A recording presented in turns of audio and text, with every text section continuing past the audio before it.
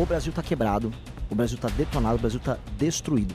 E do ponto de vista fiscal, isso significa que as contas públicas estão indo para uma rota de colisão, elas vão estourar, os impostos para segurar isso vão ter que aumentar, os juros já estão altos, eles vão aumentar, inclusive o dólar voltou a subir, ou seja, a situação fiscal do Brasil, o Brasil é um país que está quebrando. Aqui de eleição no Jornal Gente, porque você já sabe, né, que a Bandeirantes está acompanhando a movimentação dos pré-candidatos à presidência da República. E aqui, mais uma entrevista com um pré-candidato. Já recebemos Romeu Zema, já recebemos Ronaldo Caiado. Hoje é dia de conversarmos com o Renan Santos, que é pré-candidato à presidência da República pelo Partido Missão. Tudo bem, Renan? Bom dia. Tudo maravilhoso, bom dia aos espectadores, um prazer estar aqui. Na verdade, uma honra, sempre bom vir à Band. Como que é ser candidato, pré-candidato à presidência da República numa eleição em que as pesquisas dizem o seguinte: só tem espaço para Lula e para Bolsonaro, no caso Flávio Bolsonaro. Você discorda dessa afirmação aí dos institutos de pesquisa? E como que é entrar numa disputa com esse cenário, Renan? Na verdade, eu concordo com os institutos de pesquisa no sentido de que dá para derrotar os dois. A última pesquisa do Real Time Big Data mostra que 48% dos eleitores estão procurando alguém para além de Lula e Flávio Bolsonaro. E, inclusive, nesse setor, desses 48%, eu lidero com 26% da preferência. Na pesquisa Atlas, posso cravar, até o fim do mês eu devo vir com pelo menos 10%, 9% a 10%, deixando para trás os outros dois convidados aqui do programa, Ronaldo Caiado e Romeu Zema. E eu vou retirar o Flávio do segundo turno e vou derrotar o Lula no segundo turno por uma razão muito clara. O antipetismo, que é quem a família Bolsonaro pegou os votos ao longo aí dos últimos 8, 10 anos praticamente, o antipetismo é uma força política na sociedade brasileira que está cansada. E está cansado porque ele não se realizou através da família Bolsonaro. Eles chegaram no poder, não entregaram. Hoje tem um filho, que é o Flávio, que é um corrupto, desculpa falar nesses termos aqui, é um sujeito envolvido em todos, ele não pode ver um escândalo de corrupção que ele mergulha no escândalo. E essas pessoas não se veem como parte desse sistema de valores. Então, onde eu ando, em que deveria haver apoio ao Flávio, não existe. Eu fui em Santa Catarina, não tem apoio ao Flávio. Os caras estão tendo que, eu apoio, sabe, tapar o nariz e apoiar. Então, pois bem, eu não tenho escândalo de corrupção, eu tenho um plano de governo e eu quero representar essas pessoas. Falando sobre proposta, que é uma coisa que está faltando, que a gente fica muito em escândalo, né? Sim. E o passado de cada um é importante, falar sobre a trajetória, mas o brasileiro está precisando de muitas propostas em várias áreas, né? Eu queria saber o que o Renan faria como presidente da República nessa questão fiscal. O Brasil está enrolado nos números e a gente está vendo que o buraco está cada vez mais embaixo. O que o Renan faria como presidente da República para consertar as contas do país? Olha, essa é a típica pergunta que os outros pré-candidatos vão se enrolar e vão dar uma fugida. Porque é o seguinte, falando aqui, olhando para a câmera, o Brasil está quebrado, o Brasil está detonado, o Brasil está destruído. E do ponto de vista fiscal, isso significa que as contas públicas estão indo para uma rota de colisão, elas vão estourar, os impostos para segurar isso vão ter que aumentar, os juros já estão altos, eles vão aumentar, inclusive o dólar voltou a subir, ou seja, a situação fiscal do Brasil, o Brasil é um país que está quebrando. E nós, se você quiser, você que está me ouvindo, quiser comprar um celular e conseguir pagar ele, não se endividar, ter emprego, nós vamos precisar fazer uma série de reformas que vão doer em muita gente interessada. Grandes empresários que querem renúncias fiscais, mas nós vamos precisar mexer, por exemplo, em outra reforma da Previdência, nós vamos ter que fazer uma coisa que é difícil de explicar aqui pro público, mas chama-se desindexação de certos gastos. Nenhum candidato vai falar isso, porque eles querem seu voto. Eu não vou mentir, eu não sou estelionatário, então eu vou falar para vocês, eu vou ter que desindexar os gastos do BPC, ou seja, o reajuste deles não vai ser feito através da base do salário mínimo, do aumento do salário mínimo, mesma coisa com a própria aposentadoria, eu vou cortar todos os privilégios possíveis do judiciário. Fazer isso vai me liberar um espaço fiscal de 200, 250 bilhões por ano. É isso que um presidente precisa fazer. A única coisa séria que um presidente precisa fazer, assim, na transição de mandato dele. Todos os outros não vão falar isso, porque isso tira voto. Mas eu tô aqui para falar a real. E eu voltando até, linkando com a pergunta anterior, é por isso que eu vou ganhar. Porque eu tô falando a real, eu vou falar pros outros, ô Lula, você não vai querer fazer essas reformas? Bota no cartório. Flávio, bota lá, registra em cartório. Porque eles estão mentindo. Todo mundo sabe que vai precisar fazer uma reforma fiscal pesadíssima no Brasil. Que é a reforma fiscal que no fim do dia vai permitir que uma pessoa consiga comprar um celular e não ficar endividado. Presidente da República, no atual cenário que a gente tem com o parlamento, tem condições de fazer isso sem essa articulação política, por vontade própria? Tipo, o presidente tem essas ideias que você está apresentando aqui, ele consegue executar imediatamente? Olha, a PEC fiscal minha... Tem que passar pelo parlamento. Lógico, mas eu vou dar um exemplo para você. Eu não só falo. Esse projeto que eu falei fiscal já está protocolado na Câmara dos Deputados pelo meu partido. A gente já tem coisa de 70 e 80 assinaturas coletadas junto ao parlamento. E a ideia é eu conseguir o número necessário já para botar em tramitação. Eu quero passar essa reforma na transição. É uma reforma que economiza 3,3 trilhões de reais em 10 anos. E aí a gente não vai ficar tendo que discutir todas as vezes nos programas políticos aqui a questão fiscal. É para a gente resolver de vez. E se eu venci, vamos colocar em perspectiva, se eu ganhei a eleição vindo de um partido que tem 6, 7 meses de idade, significa que eu fui um fenômeno eleitoral. Sendo um fenômeno eleitoral, o espírito do tempo no Congresso, ele vai estar sendo pautado por mim e por essa agenda. Então eu não terei tanta dificuldade, pelo menos no início. Depois, a gente sabe que o Congresso vai fazer o necessário para querer, né, me botar uma faca no meu pescoço para querer grana, que é isso que o Congresso quer. Só que aí eu tenho que trabalhar com relação de forças de uma maneira... Precisa mudar esse esquema das emendas na tua avaliação? Com certeza. E como faz para mudar isso? Tem que mudar o sistema político brasileiro. E o sistema político brasileiro parte da base. Eu não quero, assim, me estender que essa história é fascinante. Eu rodei o Brasil, rodei o Maranhão, rodei cidades do interior do Nordeste, cidades que nem sequer deveriam existir do ponto de vista institucional. São cidades que apenas vivem de receber dinheiro do governo federal. E como é que rola a vida política lá? A emenda do deputado vem... O prefeito, ele opera a emenda, desvia um dinheirinho para comprar voto na eleição. O outro, ele faz um show com o Wesley Safadão ou com algum cantor para poder, né, amealhar o apoio da população. O deputado ganha em cima disso. Nós vamos mudar todo esse sistema. A gente vai fundir as cidades pequenas. Nós precisamos, porque as cidades estão quebradas. E nós vamos fazer uma reforma, que eu chamo de lei de responsabilidade gerencial, que vai condicionar o recebimento das emendas por parte do município, e inclusive o fundo partidário e o fundo eleitoral para os partidos, mediante desempenhos de gestão. Então, se um prefeito ele tem um bom resultado em educação e saúde, ele ganha pontos. Esses pontos autorizam o município a ganhar emenda. Se ele não faz isso, ele não recebe emenda. E aí o município dele tem que se fundir com o município ao lado. E o partido dele tem o fundo partidário e o fundo eleitoral condicionado, veja só, ao desempenho dos prefeitos que estão filiados naquele partido.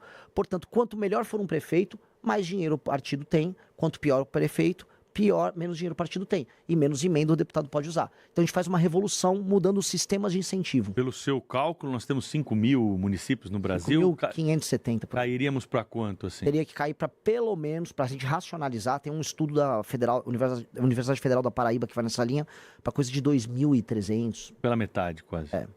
Porque a maior parte dos municípios... Agora é uma briga política imensa, né? Você vai lutar contra todo mundo, pô.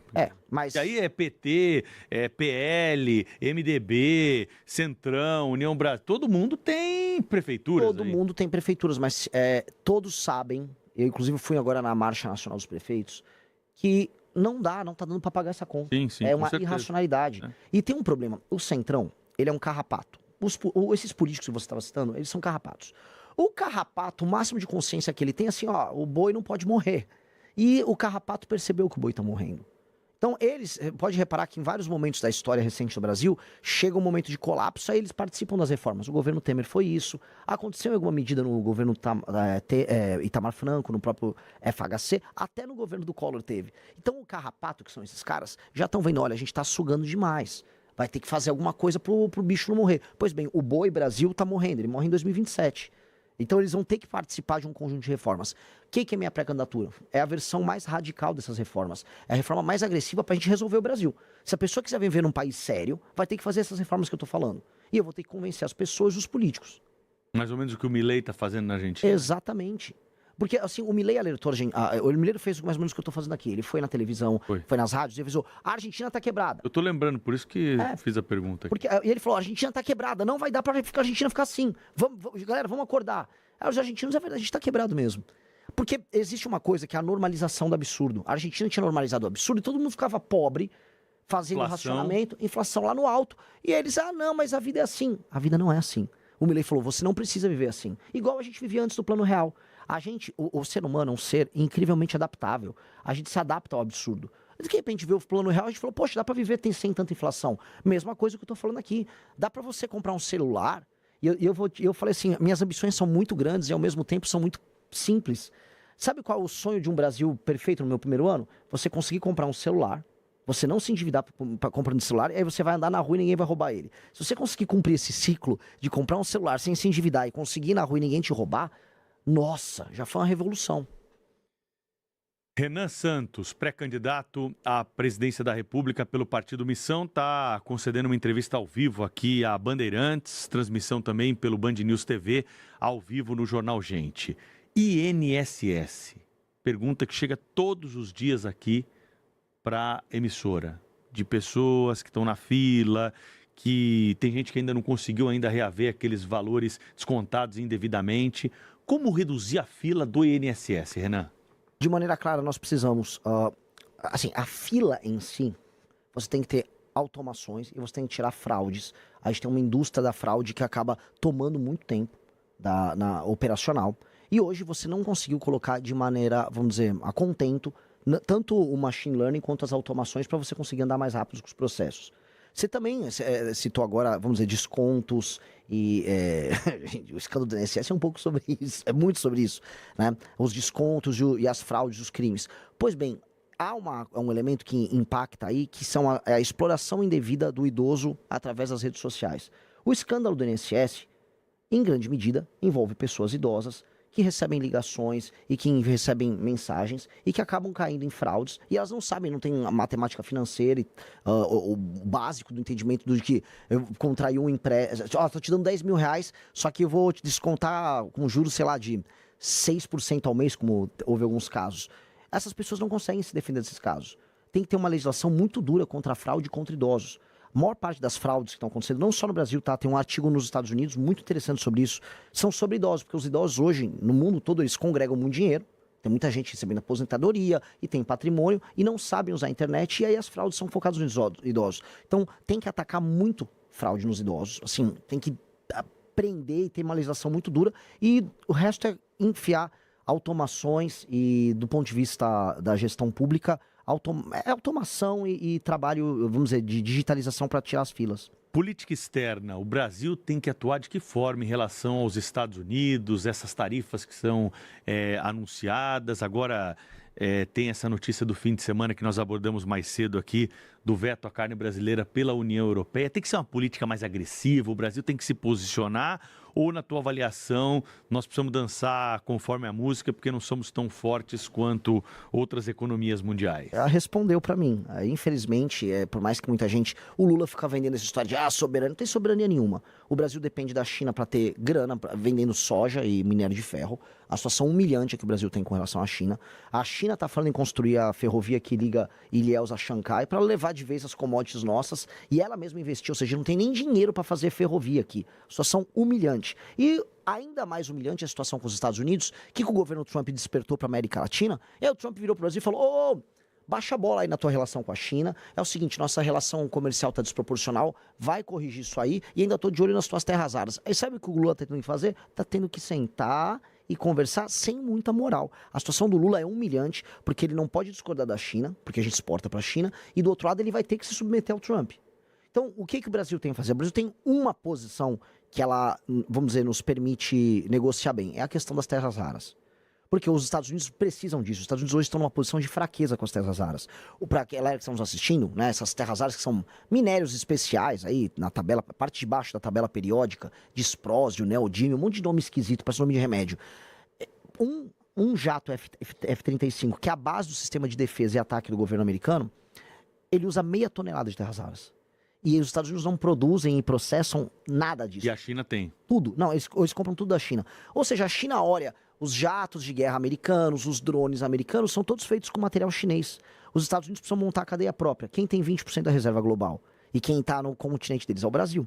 Então o Brasil precisa usar essa posição para falar: você quer conversar, Estados Unidos?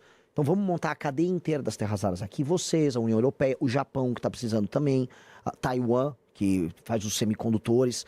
Traz a cadeia para cá, num projeto de 10, 20, 30 anos, da gente começar a extração, o processamento, e aí fazer turbina de avião aqui, fazer bateria, fazer drone aqui, e aí a gente faz parte de uma cadeia global de produção, assim, com muito valor agregado, que é necessário aos Estados Unidos, que é necessário à União Europeia, e aí que reposiciona o Brasil nesse jogo. Só que não dá pra gente negociar igual o Lula tá negociando, com uma faca no pescoço e querendo fazer showzinho.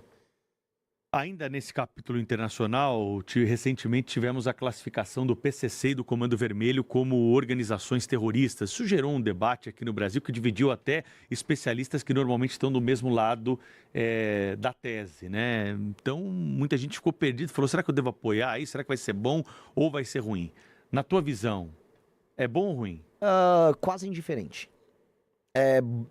Há um elemento bom no sentido de que as pessoas estão se tocando que o problema é muito grande, a ponto dos Estados Unidos terem falado, pô, olha, isso aqui são organizações terroristas. Do ponto de vista da cooperação internacional, a gente vai ter que fazer, por exemplo, a Polícia Federal Brasileira tem um acordo de cooperação com a CIA, ela tem com o FBI. São instituições diferentes.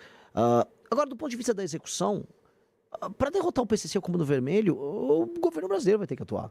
Não são os americanos. O problema é que os bolsonaristas lá ficaram vendendo, agora vai dar certo. Vai dar certo o quê? Você vai chamar os americanos para virem resolver um problema nosso? Novamente, é aquela coisa da constante humilhação do Brasil. Esses caras ficam humilhando o Brasil. O Lula humilha o Brasil quando vai lá nos Estados Unidos e fica negociando terra rara por conta de uma fraqueza interna dele, de projeto dele, que ficou puxando o saco da China. E do outro lado, o Flávio Bolsonaro vai lá comemorar. Ô, Trump, tira uma foto igual, sabe, um cara que tinha foto com o Neymar, com um ídolo. Tô aqui com o Trump. Que isso? Você pretende ser um chefe de Estado e tá tirando fotinho patética, tentando se apropriar de uma decisão que não veio deles e uma decisão que pra nós é indiferente. Desculpa eu me estender nisso. Flávio Bolsonaro é do Rio de Janeiro. Ora, o que ele fez pela segurança do Rio de Janeiro todos esses anos? Ele estava apoiando agora o Bacelar, que foi assim, a Polícia Federal colocou, é o representante político do Comando Vermelho na política carioca. O Flávio apoiava ele, apoiava o TH Joias, que era do Comando Vermelho, e aí vem ficar falando, não, agora os Estados Unidos vai salvar. Os Estados Unidos levariam o Flávio preso num contexto desse. Renan, ainda sobre segurança pública, acho que é um dos assuntos que hoje mais incomodam, né, a população. A gente noticia aqui, terrível, essa situação que vivemos. Muitos lugares do Brasil não podemos andar com o celular na mão, temos que tirar a aliança quando vamos sair de casa para evitar algum susto maior. O que dá para fazer prático, de forma prática, no começo de uma gestão em relação à segurança para mudar isso aí?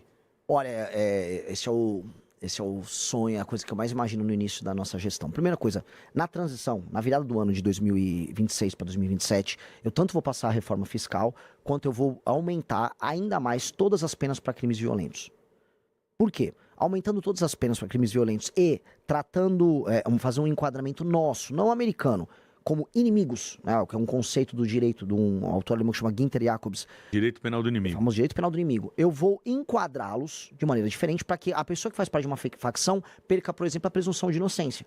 Então, se você tá aqui em São Paulo, a gente tem o Smart Sampa. O que é o Smart Sampa? É um sistema de câmeras. Se um sujeito que está enquadrado como membro do PCC, não importa se ele é contador do PCC e trabalha na Faria Lima, ou se ele é um vapor, ou ele é um cara que anda com metralhadora em Paraisópolis, se a câmera pegou, a polícia já pode ir lá pegar ele na hora. Ele não tem presunção de inocência, é inafiançável, não tem progressão de pena, ele já vai para a cadeia na hora.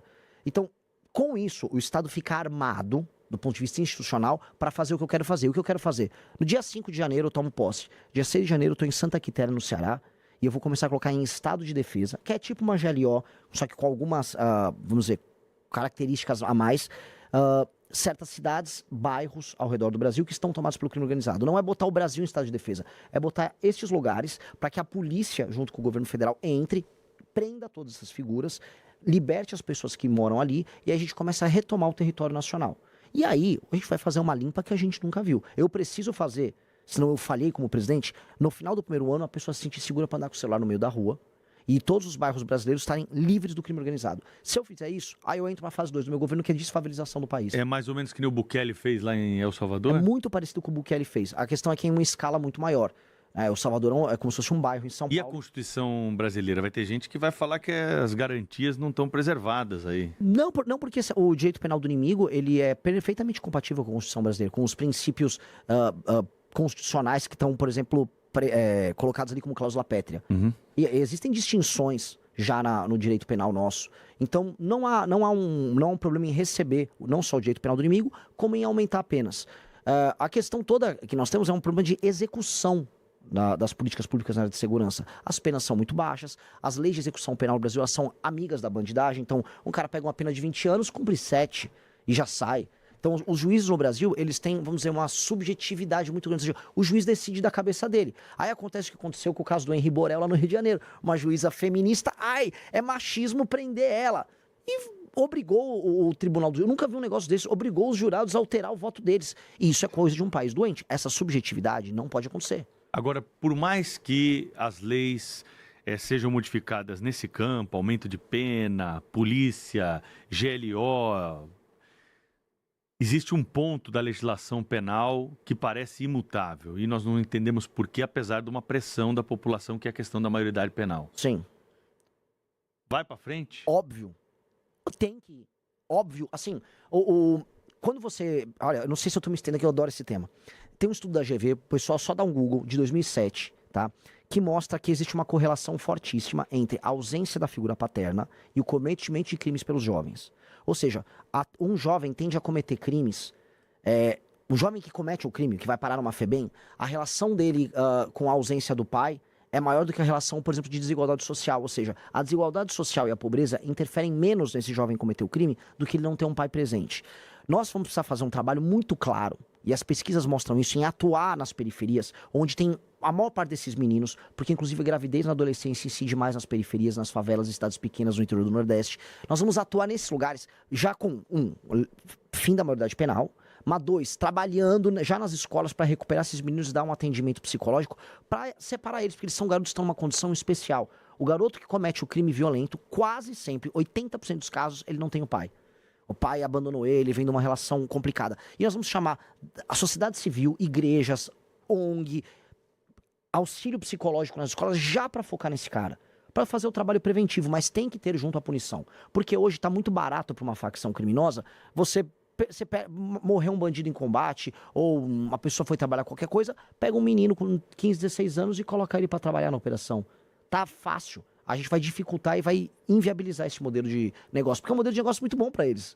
Foi muito fácil. Renan, muita gente aqui que não acompanha de perto assim a cena política deve estar se perguntando: que partido é esse, Missão? Partido que é novo? De onde surgiu Missão? Conta um pouquinho dessa história. Missão foi o último partido fundado no Brasil, provavelmente não haverá outro sendo fundado, porque a legislação é cada vez mais difícil, mais proibitiva para montar partidos. Ele é oriundo do antigo e ainda vivo e super presente MBL, ou seja, as pessoas que fizeram aquelas manifestações famosas em 2015, 2016, que derrubaram Dilma Rousseff, elas entenderam que não adianta só protestar, não adianta só reclamar do governo A, B ou C. Elas só serão respeitadas, e o brasileiro exigiu isso da gente, se a gente fosse uma alternativa de poder. Às vezes eu falava, o Lula não dá, o Bolsonaro não dá, e o eleitor fala assim pra mim, tá bom, mas e aí? Vai pôr quem no lugar? Uma vez um cara me provocou, então vai você, bonitão. Eu falei, tá bom então. Ok. Então nós juntamos mais de 2.000 jovens, na verdade foram 3.500 jovens coletando assinaturas ao redor do Brasil. Começamos a coletar, fizemos um sistema super tecnológico, a gente botou um aplicativo para coleta. Fomos o partido que coletou o maior número de assinaturas no menor período de tempo em todos os estados da federação e conseguimos montar o partido, que é o partido que vem surpreendendo todo mundo, porque hoje, por exemplo, nas vaquinhas online, é o partido que mais arrecadou doações, é o partido que tem maior audiência em redes sociais e é um partido que tem 6, 7 meses de idade. Para finalizar, acho que esse é um bom tema também. Você é favorável a uma mudança no sistema de financiamento das eleições? Financiamento público está errado? Eu acho que o modelo atual está. O modelo atual está... Veja, vários países sérios têm financiamento público. E eu andando... Qual que é a diferença para o nosso? O sistema de incentivo dele. Hoje, um partido recebe dinheiro mediante o número de deputados que ele elege. E aí você tem todo um incentivo em lançar deputados caricatos como um Tiririca, uma Erika Hilton, que tem muitos votos, lacrando em rede social. E aí essas figuras são eleitas e o partido enche os cofres dele. Então o partido não tem nenhum incentivo em colocar gente boa. O partido tem que colocar gente famosa, ou gente que vai levar voto, ou gente que compra voto. Porque você coloca um deputado, vamos dizer, do Centrão, ele achaca o governo, pega um monte de emenda, essa emenda ele compra o voto na base, e aí você fica rodando um ciclo. Este ciclo tem que mudar. Tem países sérios que têm um financiamento público. Eu sou contra, por princípio, o financiamento público. Eu gostaria que não houvesse. Mas, se for um consenso da sociedade ou dos próprios partidos que terá que haver, eu vou mudar o sistema de incentivo, que é aquilo que eu te contei. Se o dinheiro que for pro partido for baseado no desempenho do prefeito, com métricas objetivas, do tipo ranking de educação, diminuição do número de homicídios, aumento da atividade econômica, aumento do saneamento básico, Aí os prefeitos ganham pontos e o partido que tem aqueles prefeitos que tiverem um número possível de pontos recebe mais dinheiro. Aí a regra vira assim, quanto mais o político trabalha pro Brasil, mais o partido dele tem dinheiro. Aí funciona, aí fica até barato. Aí vale a pena. Então, eu acredito nisso. Ou acaba, ou muda o sistema de incentivo. Última pergunta. Quantos ministérios tem que ter o Brasil? O Brasil não precisa ter mais de 19, 20 ministérios. O Brasil não precisa. E Não é ainda... muito, não? Não. Se eu for falar pra você, eu preciso de 8, 9, 10. Eu posso fazer. Só que você vai ter que ter secretarias específicas que vão ter status de ministério dentro dos Dá ministérios. na mesma. Dá na mesma. Isso é um discurso legal de falar, mas na prática, eu vou acabar com o Ministério da Cultura. Sim, mas você teria uma Secretaria de Cultura? Sim, você precisa ter uma Secretaria de Cultura. Então, no fim do dia, tem muito ministério inútil, esses ministérios de desenvolvimento humano, igualdade racial, Ministério da Pesca, é ministério para inglês ver. Tira-os para inglês ver. O resto tem funções claras que o Estado vai precisar. E aí, você ter 15, 12, 10 e um grupo de secretarias, aí é o que o presidente vai fazer.